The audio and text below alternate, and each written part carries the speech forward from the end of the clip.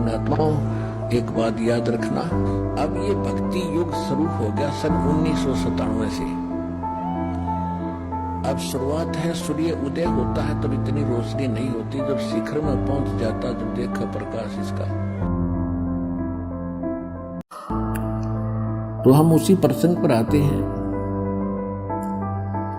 दुख में सुमरण सब करे, सुख में करे ना कोई, जय सुख में सुमरण करे तो दुख कहे कोई। अब सुमरण करे किसका? राम नाम रटते रहो जब तक घट में प्राण, कभू तो दीन दयाल के बनक पड़ेगी ही कान। अब राम नाम रटते रहो। अब देखो परमात्मा की इस वाणी को हम कहाँ सेट करा करते कि श्री रामचंद्र पुत्र दशरथ अयोध्या के राजा, हम ये आइडिया लगाया करते थे कि कबीर साहब भी उसी राम के पुजारी थे, श्री दशरथ पुत्र के। नहीं, तुम कौन राम का जपते जापम, तात कटे नयति तापम। तुम कौन राम का जाप जप रहे हो जिसे तुम्हारे 3 ताप भी नहीं समाप्त हो रहे। 3 ताप में प्रेत बाधा, किसी के द्वारा कोई जंतर मंत्र घाल डाल दी हो वो भी समाप्त ना होते, और किसी ने श्राप दे दिया हो, किसी ने बद्दुआ दे दी हो, कहते ये भी समाप्त ना हो सकते तुम्हारे उन रामों से, उन भगवानों से। तुम कौन राम का जपते जापम, और तात कटे न ये 3 तापम।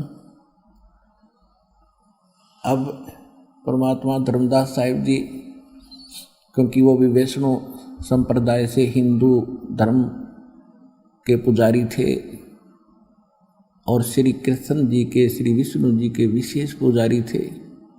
शंकर जी की भी साधना वो साथ साथ किया करते थे, जैसे हम सभी करते हैं हिंदू धर्म में जन्मे प्राणी। परमात्मा के ज्ञान को समझकर, सुनकर भी उसके हृदय में काफी शंकाएं शेष रह गई। एक दिन उन्होंने परमात्मा से प्रार्थना की है, परमात्मा मैं हूं तो तुच्छ बुद्धि प्राणी, लेकिन मेरा पिछला जो बुरा संस्कार, बुरा ज्ञान मुझे कचोटता रहता है दाता, यदि उसका शंका का समाधान नहीं हो पाएगा तो आपका दास कहीं ना कहीं विचलित हो जाएगा, और आपके अतिरिक्त मैं पूछूं किससे, क्योंकि ये ज्ञान किसी के पास विश्व में है नहीं। इसलिए मुझे रह रहकर आपसे अर्ज करनी पड़ती है कि जैसे श्री कृष्ण जी अर्थात विष्णु अवतार श्री कृष्ण जी ने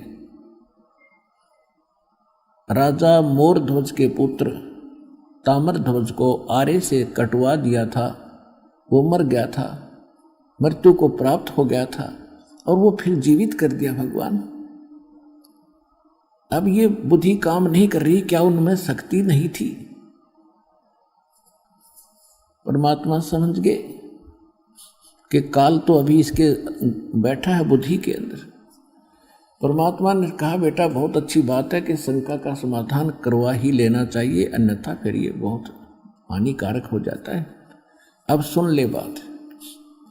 वही श्री कृष्ण जी महाभारत के युद्ध में, जिसमें अभिमन्यु की मृत्यु चक्रव्यूह में हो गई थी, पांडवों का इकलौता पुत्र था, श्री कृष्ण जी का सगा भांजा सुभद्रा पुत्र अभिमन्यु था, जो श्री अर्जुन के ब्याही थी सुभद्रा, और उस अभिमन्यु को श्री कृष्ण जीवित नहीं कर सका। तब कहाँ गई थी बेटा वह शक्ति उस तेरे भगवान की? हमारी तो इतनी बुद्धि थी, फेल हो गया। हाँ, यह बात तो आपकी सही है जी। उस समय तो घना जरूरी था उसको जीवित करना। सुभद्रा रोए, 5 पांडव रोए, 5 पांडवों का कुल नाश हो रहा था,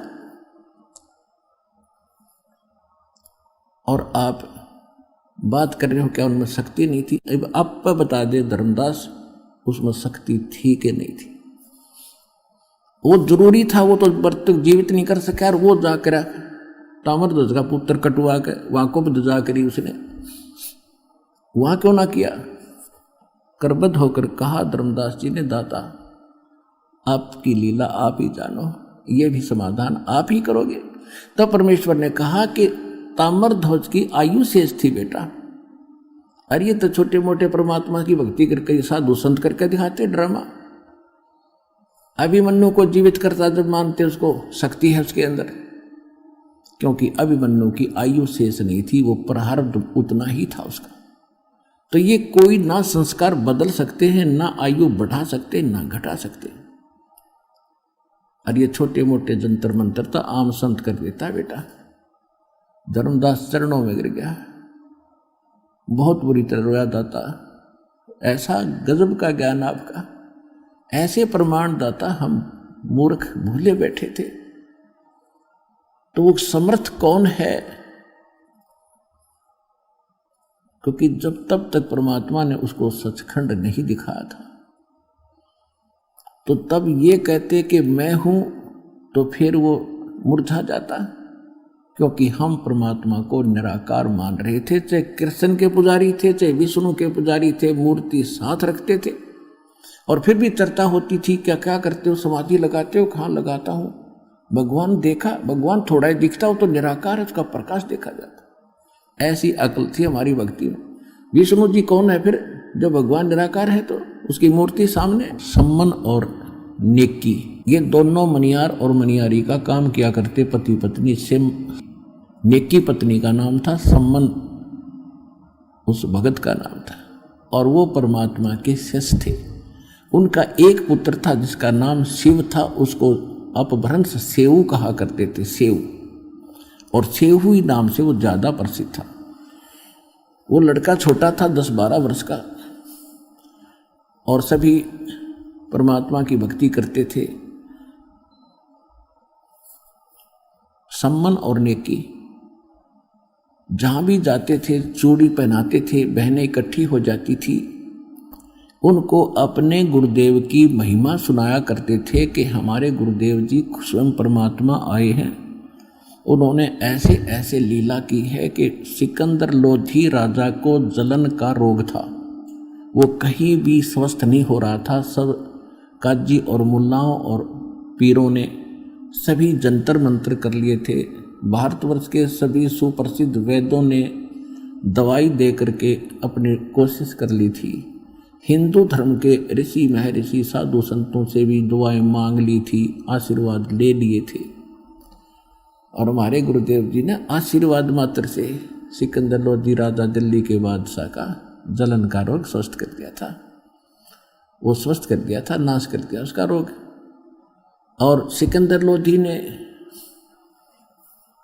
अब थोड़ी सी कथा ये भी सुना देता हूं। सिकंदर लोधी को जलन का रोग हो गया था, इतना भयंकर रोग था कि उसने सब जगह जंतर मंतर करा के वो फेल हो लिया था, अंतिम सांस गिना था। मुसलमान तो मानते नहीं नेक्स्ट जीवन, हिंदुओं के ऋषियों ने संतों ने बता दिया था कि महाराज ये आपके पिछले जन्म का पाप है, ये तो भोगना ही पड़ेगा, आपके प्रारब्ध में लिखा। अब उसने कोई चारा था नहीं, अंतिम उस रोग को लिए हुए जी रहा था, ना कुछ खा रहा था ना पी रहा था। किसी ने आकर उसको बता दिया कि दिल्ली बनारस के अंदर एक संत हैं और कबीर नाम है उनका, और जुल्हे के घर उनका जन्म है। उन्होंने जन्म मानते थे, मालिक का जन्म नहीं था। यदि वो दया कर देंगे आपका रोग नहीं रहेगा। मालिक की इतनी महिमा हो चुकी थी, कहते मरता क्या नहीं करता कि भी चल अंतिम एक और ट्राई कर लेता हूं। शेर अपने अंग रक्षक लेकर 500-600 हज़ार हाथी पर सवार होकर बनारस पहुंच गए। बनारस के राजा थे वीर देव सिंह बघेल, हिंदू राजा थे, और वो भी परमेश्वर कबीर जी के शिष्य हो चुके थे। उनकी पावर, शक्ति और चमत्कार देख के जब सिकंदर लोधी वहां पहुंचा तो वीर सिंह से प्रार्थना की कि यहाँ कोई काशी में कबीर नाम का कोई जुल्हे के घर कोई संत है, और मैं बहुत दुखी हूँ वीर सिंह, मुझे कहीं से भी राहत प्राप्त नहीं हो रही, अंतिम सांस गिन रहा हूं। वो कोई है, आप जानते हो उसको? नहीं तो पता कराओ और उसको बुलाओ। अब क्योंकि वीरदेव सिंह बघेल मालिक के ज्ञान से और शक्ति से परिचित था, और उधर से दिल्ली का सम्राट और वो छोटा राजा एक नरेश अक्षेत्रीय, उस सम्राट के सामने वो नो नहीं कर सकता, यस ही करना पड़ता है।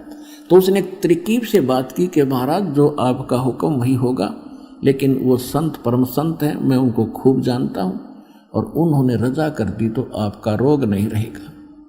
तो कहा जल्दी बुला के ला, देर ना कर, मैं तो एक एक सांस गिन रहा हूँ, दुख से बहुत पीड़ित हूँ, आग लगी पड़ी है पूरी शरीर में।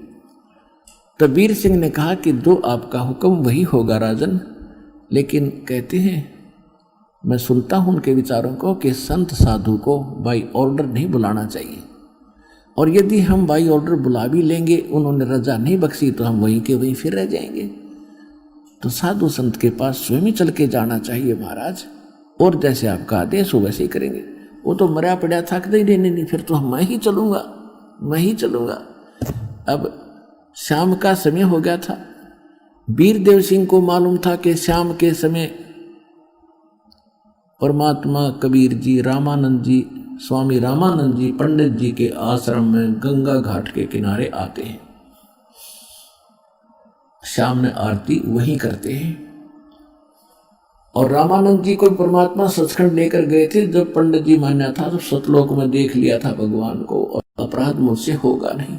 परमात्मा बोले मेरा आदेश समझ लो, नहीं तो आने वाले समय में ये नकली लोग कहा करेंगे कबीर जी ने कौन सा गुरु बनाया था, गुरु की आवश्यकता ही नहीं है, ये दाव लग जाएगा काल का। तो रामानंद जी विवश होकर के उनके इस बात को माना था। तो रामानंद जी एज ए गुरु और शिष्य का केवल निर्वाह कर रहा था, उसको आत्मा से पता था ये शिष्य नहीं भगवान है। अब शाम के समय वीर सिंह बघेल काशी नरेश और भारतवर्ष का सम्राट, दिल्ली का बादशाह, उस समय भारत बहुत बड़ा था। अफगानिस्तान, बलोचिस्तान, पूर्वी और पश्चिमी पाकिस्तान, इराक, ईरान तक ये भारत एक ही था, और दिल्ली का बादशाह सबका कंट्रोलर होता था। छोटे छोटे नरेश ऐसे छोटे छोटे बना रखे थे, वो सब उसके अधीन थे। दिल्ली का बादशाह और सिकंदर लोधी और साथ में वीरदेव सिंह बघेल, ये दोनों चल पड़े आश्रम की ओर।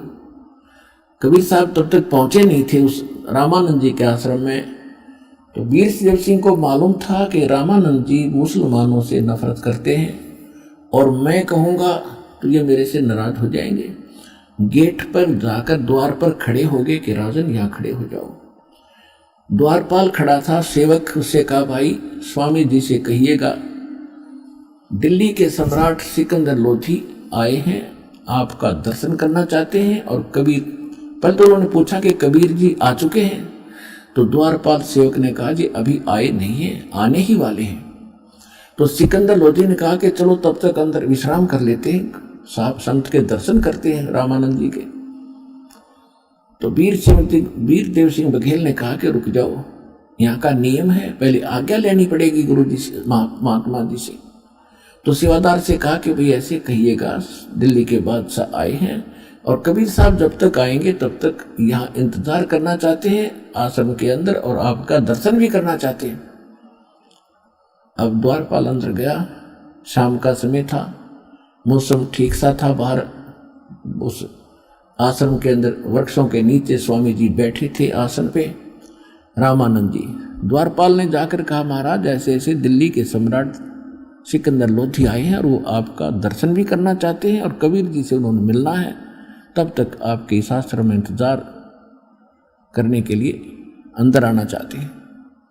रामानंद जी ने कहा कि उनको कहो वो बाहर खड़ा इंतजार कर ले, वो मांस मिट्टी खाने वाले मलेच्छ हैं, और हम इन मुसलमानों से को इस आश्रम में अलाउड नहीं कर सकते।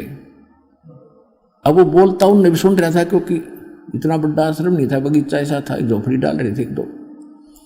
उन दोनों ने भी सुन लिया कि रामानंद जी ने नकार दिया। द्वारपाल ने आकर बताया कि महाराज जी ने आपको मना कर दिया क्योंकि आप मुसलमान हो और मुसलमान इस आश्रम में प्रवेश नहीं कर सकता। अब कहते हैं तप से राज और राजमदमानम और जन्म तीसरे शुक्र स्वान। राजा तप से बनता है और राजा के अंदर अभिमान होता है और अभिमान उसका सबसे बड़ा दुश्मन होता है। उसने सोचा रे 2 कौड़ी का बाबा जी है, एक एकड़ में आश्रम बना के अपने आप को इतना महत्वशाली समझता है, मुसलमानों से नफरत करता है, निकाल के तलवार और चल दिया अंदर। ये कौन रोके? द्वारपाल की हिम्मत। सामने जाके गुस्से में रामानंद जी की गर्दन काट दी। अब ये मन का सांग है, सारा मन का खेल है, ये पापी है मन, ये काल है। पहले जुल्म करवाता है और फिर उसका दंड भुगतवाता है। अब जब उसने वो विनाश कर दिया ना, तब अकल ठिकाना आएगी। को तेरे की आया था रोग कटवाने, ये तो अब और बढ़ा ली समस्या। कहने लगा वीर सिंह चल वापस, मेरे तो उल्टे लाग रहे हैं, मेरे तो बुरे दिन हैं, चाहता हूं भला करना और करवाना और होता है बुरा। अब वो ऐसा महापुरुष बताते हो कबीर जी को, अब उनके गुरु जी का मैंने हत्या कर दी, मर्डर कर दिया, अब वो शराप और देगा मुझे जब यहाँ आ गया था, तो निकल जल्दी से। अब वीर सिंह क्या बोल रहे उस राजा के सामने, वापस चलने लगे। सामने से परमात्मा आ गए। अब देखो खेल दाता का, एक तीर से कितने शिकार करे। रामानंद जी की अकल ठिकाने लानी थी। अभी तक वो हिंदू और मुसलमानों को 2 समझकर नफरत का पात्र नफरत करता था। जब तक है हमारे अंदर ये राग द्वेष और घृणा है, हम मोक्ष मुक्ति नहीं पा सकते, वो भक्ति भी फेल होती रहती। उधर से राजा को स्वस्थ करके उसका कल्याण करना था। और जब तक अति अधीन दीन हो प्राणी और ताको कहना ये अकथ कहानी, जब तक हम भी नम्र नहीं होंगे तो संत का आशीर्वाद भी काम नहीं करता। अब उसको नरम बनाना था, एक इतिहास बनाना था, अपना परिचय देना था कि आई am God, I M Kabir God, ये परिचय देना था। जो ही वो बाहर निकले, दोनों नरेश सामने से परमात्मा आ रहे हैं। वीर सिंह जी पहले से शिष्य था, सारी क्रियाओं को से परिचित था। तुरंत दंडवत प्रणाम किया मुकुट समेत कबीर परमेश्वर के चरणों। अब मरता क्या नहीं करता। सिकंदर लोधी ने सोची यो है वो संत है, इब और कोई चारा नहीं, चरणों में गिर, नहीं तो आ गया सामने शेर। अब तुरंत वो भी मुकुट समेत चरणों में, दोनों चरणों में दंडवत प्रणाम करे।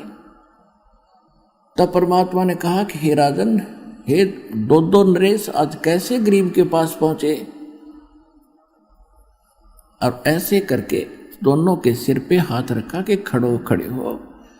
अब जो ही मालिक ने सिकंदर लोधी के सिर पे हाथ रखा, उसका जलन का रोग तुरंत समाप्त हो गया, जैसे क्विंटल टनों वजन हट गया। बोलो सतगुरुदेव कबीर भगवान की जय।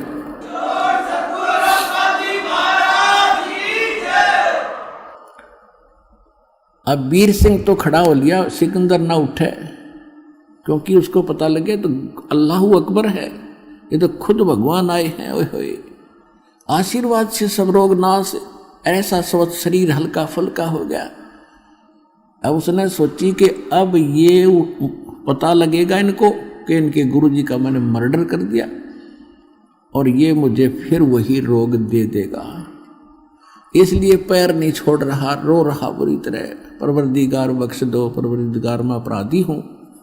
और एक बात और है कि संत के पास आने से मन दूर चला जाता है। ये मन बकवादी है, सारे ऊट पटांग काम ये मन करवाता है, आत्मा को दबा के रखता है। संत के पास आने से मन पीछे हो जाता है, वो डरता भूत है ये, और आत्मा उभर जाती है। आत्मा तो निर्मल है, दयावान है, चाहे वो कोई भी कसाई भी क्यों ना है। तो वहाँ मन हट गया, आत्मा उभर के आएगी सिकंदर लोधी की, और कहता है परवरदिगार मैं अपराधी आदमी हूँ, मैंने बहुत जुल्म कर दिया, ऐसा घिनौना अपराध कर दिया कि अक्षम्य नहीं है, आप मुझे माफ नहीं करोगे। मुझे क्षमा कर दो परवरदिगार। परमात्मा बोले भाई कोई बात नहीं, क्या हो गया, ये तो सारा संसार ही गलतियों का पुतला है। संत के पास आते हैं तो बुराइयां छुड़ाई जाती हैं। आप परमात्मा अंतर्यामी जाने थे वो तो सारी, कि नहीं महाराज मैंने बहुत जुल्म कर दिया है, आप अक्षमा नहीं कर सकते, आप अक्षमा कर दो मुझे। परमात्मा बोले जो भी तूने कुछ भी कर दिया, उठ, रो ना बुरी तरह और अक्षमा कर दिया। कि महाराज मैंने वो सारी कथा बता दी कि मैं इतना दुष्ट हूँ, मैंने याचना की आपके गुरुदेव जी से कुछ समय अंदर विश्राम करने की, आपके इंतज़ार के लिए। उन्होंने अभद्र तरीके से मुझे बुरे शब्द कहे, मुझसे सहन नहीं हुए कि मैं ये राक्षस हैं जो मांस खाते हैं, मलेच्छ हैं, मुसलमानों को इस आश्रम में आना अलाउड नहीं है। तो मेरे अंदर युवराज का कीड़ा उठ गया और मेरे पर रुका नहीं गया और मैंने आपके गुरु जी की हत्या कर दी तलवार से, मुझे माफ़ कर दो। फिर गिर गया चरणों में। परमात्मा बोले खड़ा हो, कोई बात नहीं। ये तो उसकी आयु इतनी थी, स्वामी रामानंद जी की आयु इतनी थी। उस समय स्वामी रामानंद जी लगभग 125 वर्ष के हो चुके थे, 125 वर्ष के, और 104 वर्ष की आयु में परमात्मा मिले थे उनको। तो परमात्मा ने कहा कि इसकी आयु इतनी थी और आपसे ही इसकी मृत्यु होनी थी, इसमें ना तेरा दोष है ना उनका दोष है, आप चलो, और लेकिन एक काम करो, मेरे साथ वापस चलो। उसने कहा कि अब काम, परमात्मा ने कहा कि अपना काम बताओ, किस लिए आए थे? कि जिस काम के लिए आया था वो तो आपने आशीर्वाद मात्र से ठीक कर दिया। मैं बहुत दिनों से दुखी था, मेरे हाहाकार मची थी, आग लगी थी रोम रोम में,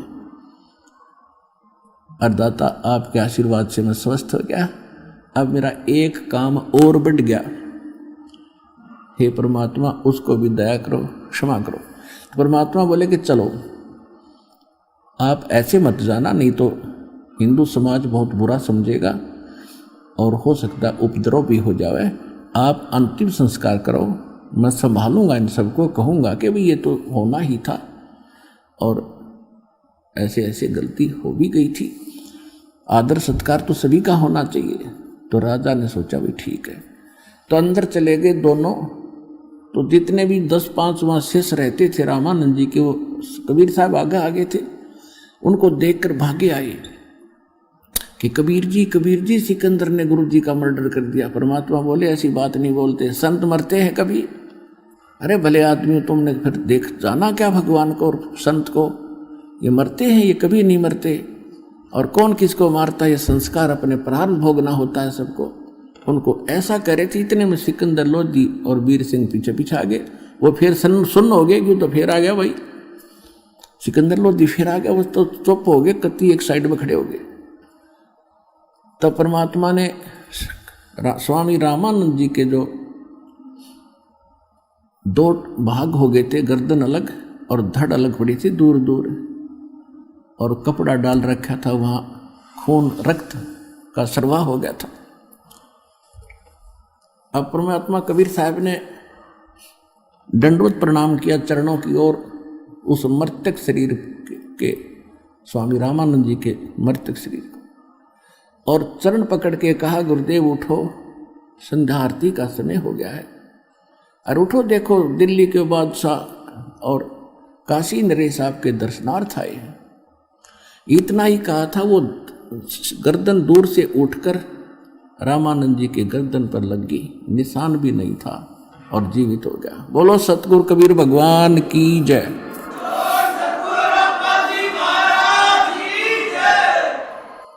अब सामने उठते ही उसने देखा सिकंदर लोधी फिर खड़ा है, फिर लाल आंख करने लगा। फिर इतने में परमात्मा ने कहा कि हे स्वामी जी, आप तो लीला कर रहे थे, आपको कौन मार सकता है? तो इतने में उसने नीचे ध्यान गया कि मैं तो मर गया था फिर, और ये मेरे शरीर से मृतक गर्दन कटने के बाद उनके शरीर से 2 धारा चली थी, एक रुधिर की, एक दूध की। शरीर से तो या तो ब्लड निकलना चाहिए था। तो स्वामी रामानंद जी ने उस भगवान कबीर साहब से पूछा कि हे परवरदिगार, ये शंका का समाधान कीजिए कि ये दूध और रक्त ये ऐसे कैसे आया है, या तो रक्त होना चाहिए था सारा ही, ये दूध क्यों आया। तो परमात्मा ने कहा कि स्वामी जी, पहले आप केवल ब्राह्मणों को ही उत्तम मानते थे, अन्य जाति वालों को आप शेष नहीं बनाते थे, तो वह बड़ी कमजोरी थी। वो तो आपने दया कर दी सारे हिंदू समाज के ऊपर कि आप सबको दीक्षा देने लगे, और अभी भी आप में कमजोरी रह रही है कि आप मुसलमानों से नफरत करते हो, और जब तक नफरत शेष है मोक्ष नहीं हो सकता। इसलिए आपके ब्लड में अभी तक आपके शरीर में 50% प्योरनेस है, प्योरिटी है, आधे शुद्ध हुए हो, और जिस दिन आप पूरे मानव और प्राणियों को एक समझ लोगे उस दिन आप मोक्ष के अधिकारी हो जाओगे। इसलिए आप अभी अधूरे हैं दाता। रामानंद खड़े हुए और परमात्मा ने 1 घंटे प्रवचन किए। हिंदू और मुसलमान दो नहीं हैं, दो कहे जो नरक में जावे, एक खुदा के बच्चे हो तुम, सब एक घर से आते हो तुम, या अपने आप अलग अलग जाति और मजहब बनाकर भ्रमित हो जाते हो। हिंदू और मुसलमान सब परमात्मा के बच्चे हैं, ईसाई हो चाहे सिख हो, सिख तो जब तक थे नहीं। तो खड़ा हुआ पर रामानंद खड़े हो गया, आँखों में पानी भर गया और सिकंदर लोधी को सीने से लगा लिया, बेटा मेरे से गलती होगी, मुझे क्षमा कर देना, मैं बहुत निकम्मा था, आज मेरी आँख खुल गई। उसके बाद रामानंद जी ने किसी भी जीव के प्रति कोई हेट घृणा नहीं रखी। तो फिर सिकंदर लोधी ने कहा कि भगवान, ऐसे अच्छे विचार आपके और ऐसे महापुरुष, क्योंकि उनका कति विश्वास दृढ़ हो गया था कि ये अल्लाह अकबर है, अपने हाथों से काटा आदमी को और सामने जीवित कर दिया, रेजिटीज बैठा है, और ऐसा भयंकर रोग जो आज तक किसी मुसलमान के, किसी काजी मुल्ला और किसी से ठीक नहीं हुआ, ना हिंदू धर्म के किसी वैद और जंतर मंतर करने वाले ऋषियों से ठीक हुआ, और महापुरुष ने तुरंत ठीक कर दिया। तो ये परमात्मा आए और मेरे सामने जीवित कर दिया। ओए होए। तो उन्होंने कहा कि परवरदिगार, एक बार दिल्ली चलो, आप दिल्ली चलो दाता, वहाँ तो आग लगी पड़ी है, हिंदू और मुसलमान की आपस में ऐसा झगड़े होते हैं, आपके विचार सुनेंगे, हो सकता है सभी की बुद्धि ठिकाना आ जाए। परमात्मा बोले, हम ऐसे नहीं चलते, जो हमारा कोई दीक्षा लेगा तो हम चलेंगे, हम मेरा शेष बनता उसके साथ जाते हैं, ऐसे वैसे नहीं जाते हम किसी को। तो सिकंदर लोधी बोला, जी वो क्या करना पड़ेगा शेष बनने के लिए? आपने ये करना पड़ेगा, मांस नहीं खाना होगा, छूना भी नहीं होगा, और किसी को सजा गलत नहीं देगा, न्याय करेगा, किसी को सताएगा नहीं। तो उसने कहा, जी ठीक है, मांस नहीं खाऊंगा, और तेरे राज्य में कोई भी जीव हिंसा ना हो।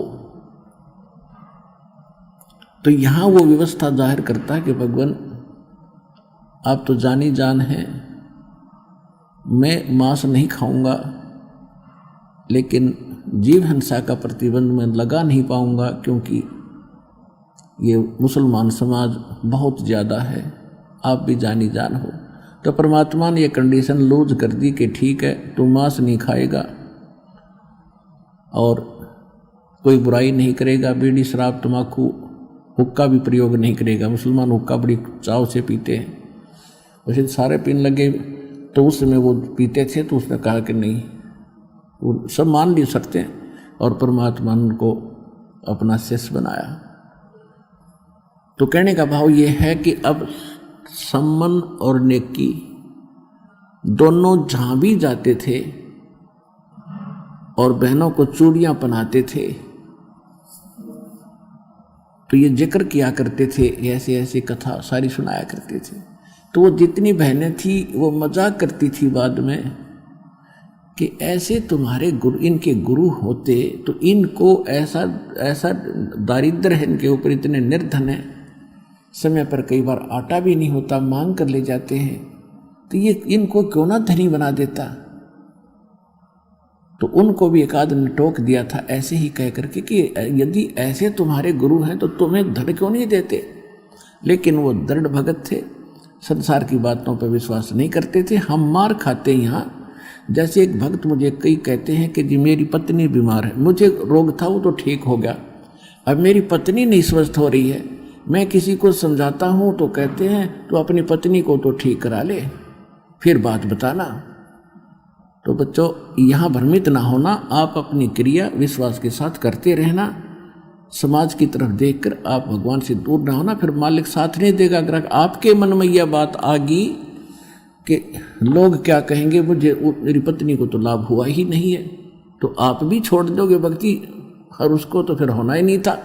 तो उसकी कोई चाकरी में कमी है, उसकी कोई सेवा में कोई मर्यादा में त्रुटि है, इस कर से जब आपको लाभ हो गया और पत्नी को हो नहीं रहा, क्या भगवान दो हैं? मालिक तो वही है। अब जैसे एक मेन पावर आई है लाइट की, बिजली की, और उसको 2 घरों में कनेक्शन है, एक के सब पंखे चल रहे हैं, दूसरे का नहीं चल रहे, कनेक्शन उसी से है। लाइट तो सेम है, बिजली तो सेम पावर की है, उसके क्यों नहीं चल रहे? कोई डिफेक्ट है उसकी लाइट में, आगे कोई कनेक्शन में डिफेक्ट है, उसको चेक करो और फिर देखो होंगे क्यों नहीं। तो इस प्रकार वो दृढ़ थे कि इनको कहने दे। हमने तो भगवान की वाणी पर विश्वास है। कबीरा सब जग निर्धना और धनवंता ना कोई, और धनवंता सो जानिए जिस पर राम नाम धन होए। फिर दूसरी भगवान बताते थे कि राम रटत दारिद्र भलो, राम रटत निर्धन भलो, टूटी घर की छान, वो सुंदर महल किस काम के जहां भक्ति नहीं भगवान। और फिर क्या बताते हैं?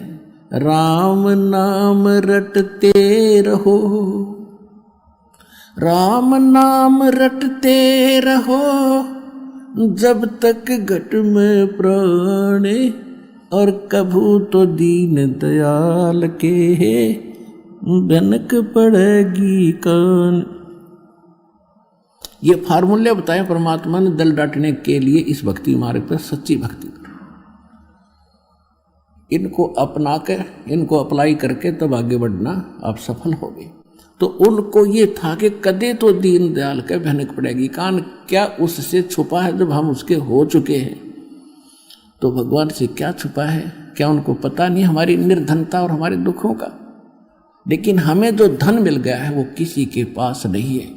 उनको इतना विश्वास था, वो उन बहनों की बातों पर परमात्मा के प्रति अविश्वास नहीं आने देते थे।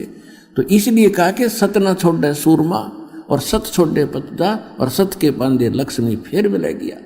कि सत न छोड़ना, अपनी मर्यादा पर दृढ़ रहना, विश्वास रखना, देखना खेल दाता के आन देश में।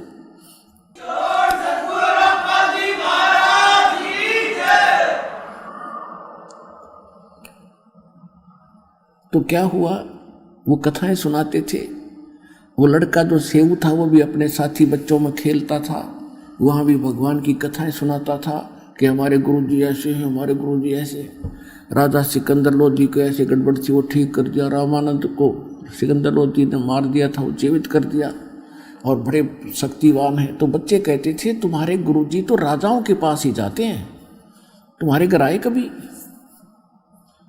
अब वो बच्चा निरुत्तर हो जाता था, और बच्चों की एक दूसरे का व्यंग सहा नहीं जाता उनसे कि तुम्हारे गुरुजी तो धनवानों के यहाँ जाते हैं, वीर सिंह बघेला राजा उनका शिष्य है, और ऐसे वो तो सेठों के पास जाते हैं, धर्मदास सेठ है उसके वहाँ जाते हैं।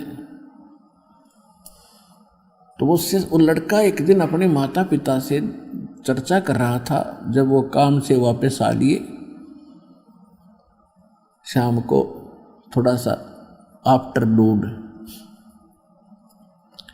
आंगन में बैठे यही चर्चा चल रही थी, भगवान की चर्चा चल रही थी। क्योंकि जिस घर में मालिक का प्रवेश हो गया वहाँ दूसरी बात खत्म हो जाती है। भगवान का गुण गान, उनकी चर्चा, उनका मंत्र, सत्संग में सुने हुए विचार घर में जाकर दोहराए जाते हैं। शेष परिवार वाले भी सुनते हैं, हमें बताओ क्या क्या क्या बताया, और उन ही आगे की और भी चर्चाएं परमात्मा की ही चला करती हैं। तो उस बच्चे ने कहा कि माता पिता, बच्चे मुझे ऐसे ऐसे कहते हैं कि आपके गुरुजी तो राजा लोगों के और सेठों के यहाँ जाते हैं, तुम गरीबों के कभी आए हैं? तो सेव कह रहा था कि अपने घर कब आएंगे पिता गुरुदेव? तो नेकी बहुत बुद्धिमान थी, कहने लगी बेटा देखो भगवान अपने से दूर थोड़े ही है, उनके लाखों से बताओ किस किस के घर जाएंगे। उन्होंने ज्ञान दिया, आशीर्वाद दे दिया, हमारे साथ हैं पल पल में, कि वो तो बात ठीक है माता जी, लेकिन बच्चे मुझे मजाक करते हैं कि तुम्हारे गुरु जो राजाओं के यहाँ जाते हैं, तुम्हारे घर आए हैं कभी? एक बार अपने गुरु जी आ जाए तो मैं उनका मुंह बंद कर दूँ। तो माता पिता कहने लगे बेटा ऐसी हीन भावना मत ला, और तेरी भगवान पर अविश्वास हो जाएगा, उनकी बातों में मत जा, परमात्मा हमारे साथ है, दूर थोड़ा ही है। नहीं वो बात तो ठीक है माता जी, एक बार वो आ जाए ना गुरु जी अपने यहाँ तो फिर तो बात ही कुछ और। ऐसा कह के उसकी आंखों में आंसू आ गए कि बच्चे मुझे बहुत व्यंग करते हैं और ये संभव हो नहीं रहा क्योंकि उनके शिष्य गने हैं, गुरु जी हमारे यहाँ आ नहीं सकते। कहते हैं पहुंचूंगा क्षण एक में जन अपने के काज। ये दुखी थोड़ा होने देते अपनी आत्मा को। इतने में उधर से परमात्मा ने तैयारी की। एक कमाल नाम का शिष्य था जो परमात्मा ने जीवित किया था मुर्दे से। एक मुर्दा बहता हुआ आ रहा था। शेख तकी नाम का एक सिकंदर लोधी का धार्मिक गुरु था, मुसलमान। वो बहुत ईर्षा करने लग गया था परमात्मा से, जिस कारण से उसने एक कंडीशन रख दी थी कि कोई मुर्दा मेरे सामने जीवित करके कबीर साहब दिखावें तो मैं मानूं कि ये कोई अल्लाह का पैगंबर अवतार है, अन्यथा मैं नहीं मानूंगा और मुसलमान धर्म को भड़का दूंगा, धर्म के लोगों को, और सिकंदर तेरे विरोधी कर दूंगा मैं। क्योंकि वो धार्मिक गुरु था सिकंदर लोधी का और पूरे मुसलमान समाज पर उसका होल्ड था। तो सिकंदर लोधी घना चिंतित हो गया था कि यह बात ही बिगड़ेगी। समझ तो हो गया लेकिन रात जाओगा। उस चिंता से ग्रस्त देखकर परमात्मा ने कहा था कि सिकंदर लोधी इसको कह दो मुर्दा ले आवे कोई। तो उसी समय दरिया के किनारे ये बातें हो रही थी। उसी समय एक मुर्दा जो परिवार वालों ने अंतिम संस्कार करके जल प्रवाह कर दिया था। कुछ ऐसे कबीले हैं ना गाड़ते हैं जमीन में ना जलाते हैं, वो जल प्रवाह कर देते हैं। वो मुर्दा आ रहा था 13 साल के बालक का। परमात्मा ने उस मुर्दे को जीवित करके वहाँ सबके सामने प्रमाणित कर दिया था कि Kabir is God, I am God, Allah अकबर हूँ मैं। तो वो जीवित करा। फिर उस बच्चे को जब जीवित कर दिया परमात्मा ने, सब ने कहा था कमाल कर दिया, कमाल कर दिया। तो उसका नाम कमाल रख लिया और अपने साथ अपने पुत्र के रूप में रखा।